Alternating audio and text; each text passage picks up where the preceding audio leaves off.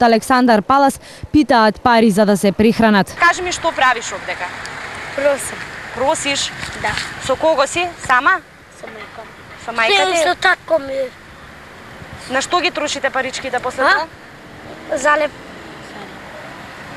За сокови. А одиш во школа? Да, ама сега татко ми не ме пушти. Од детската амбасада меѓаши велат дека децата мора од улица и поле да се вратат во клупите. Само така Македонија ќе застане на патот на злоупотреба на детскиот труд. Со вклучување на децата во образование ќе се намали бројот на децата чиј труд се злоупотребува, ќе се намали бројот на децата кои питачат на крстосниците децата на улица, уличните деца.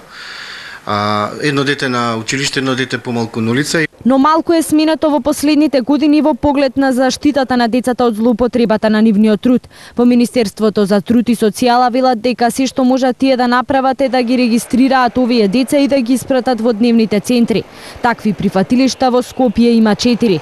Децата таму добиваат храна и облека, волонтерите од прифатилиштето ги советуваат родителите да ги испратат децата на училиште, а тие повторно ги враќаат на улица. И покрај законската обврска ретки се случаите на одземање на старателство или казнување поради злоупотреба на детскиот труд или неиспраќање на децата на училиште.